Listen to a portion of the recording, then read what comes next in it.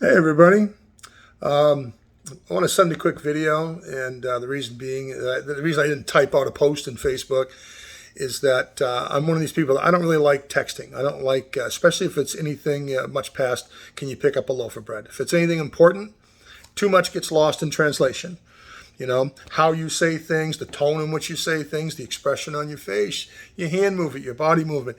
Everything goes into being able to interpret clearly what you're saying and what you mean.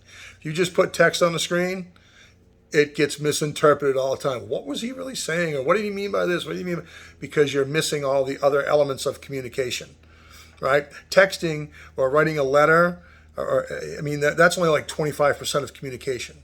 The other 75% is completely lost in it. So anyway, that's why I'm doing it this way. So back on the 18th of August, I was sending someone a message, a private message through Messenger, and somehow I managed to post it to my story. And I still don't know how I did it. But the person got a hold of me and said, "Hey, do you know you just posted that as your story?" Well, I found a way to get rid of it. I got rid of it as quick as I could, but some people did see it. Since then, there's been some questions about what the hell was that all about.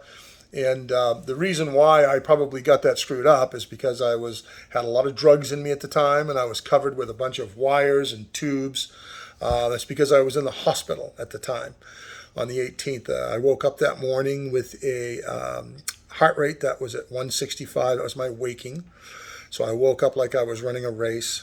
And I had this happen one other time back in 2013 in March, I think.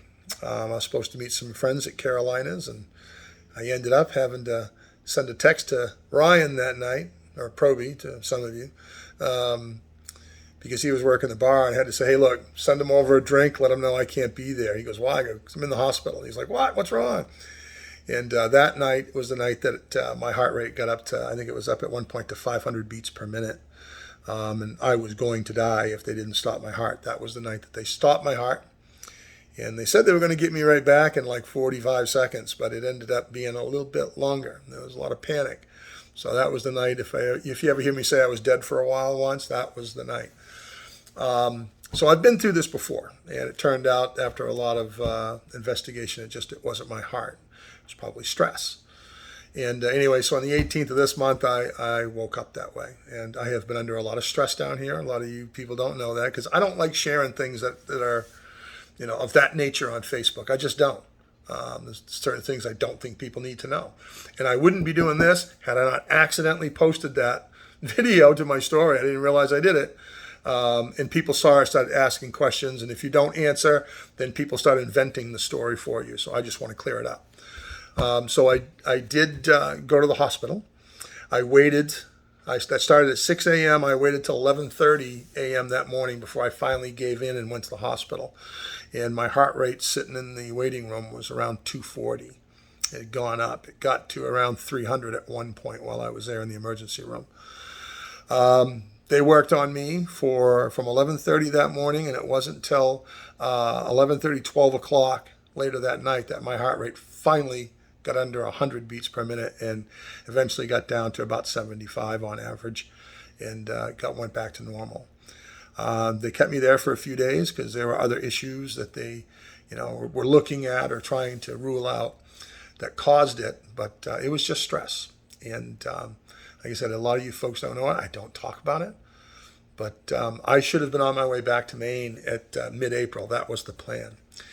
In March of this year, I went to La Mesa RV at the State Farm Center here in Arizona, and I bought a new travel trailer.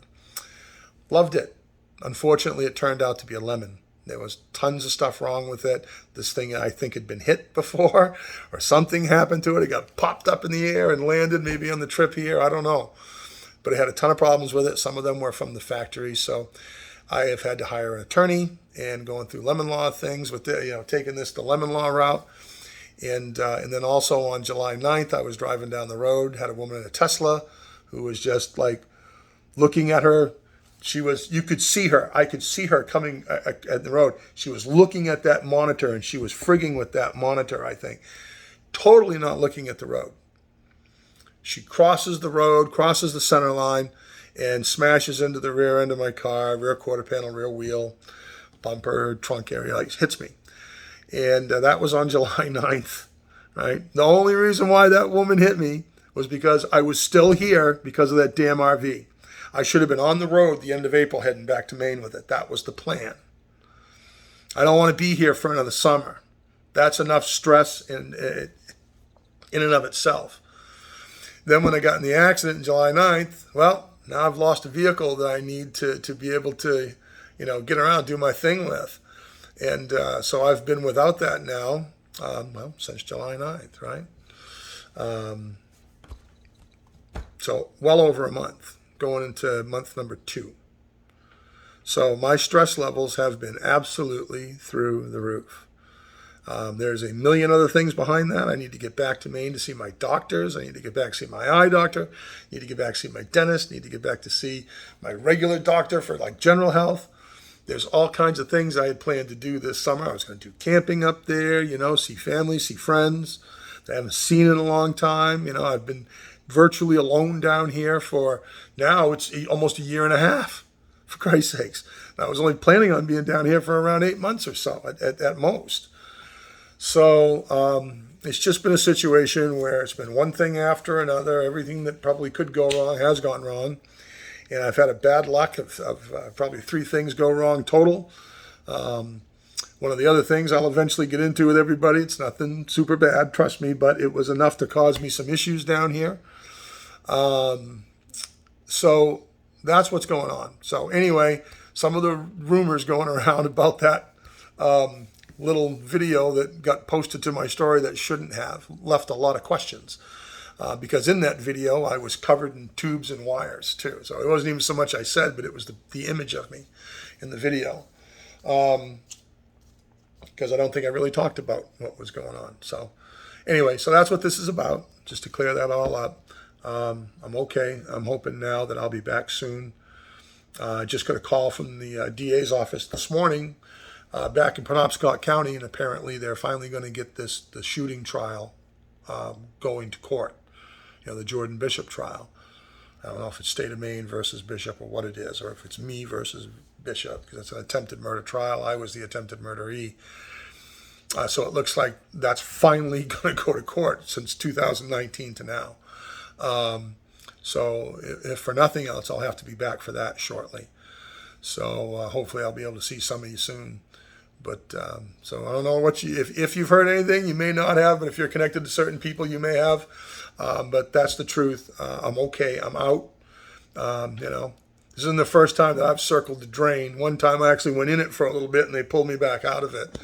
But this was, it was another close one. I got over 300 beats per minute at one point, and that's dangerous. Now you're talking, the land of heart attack and stroke and things like that some people don't recover from. But I did. I'm back. It is for some reason I'm still here, so there must still be a plan for me. I don't know what it is at this point because I've circled the drain so many times in my life, but I am still here. So everything's okay, and I just need to get back to Maine, need to get back to my doctors. Like I said, I had planned on, I need some time with my eye doctor. I need some time with my dentist. I need some time with my general practitioners. I need some time with one of my specialists. And I don't want to go through the process of trying to find all that down here. I'd rather just wait till I get back home. So that's what I'm going to do with all of this. But yeah, everything's cool. Everything's okay. No worries. I'm still in the fight for a little while longer anyway. Sometimes it's hard to kill an old silverback gorilla. But I hope you all have a great rest of your day. Everybody take care.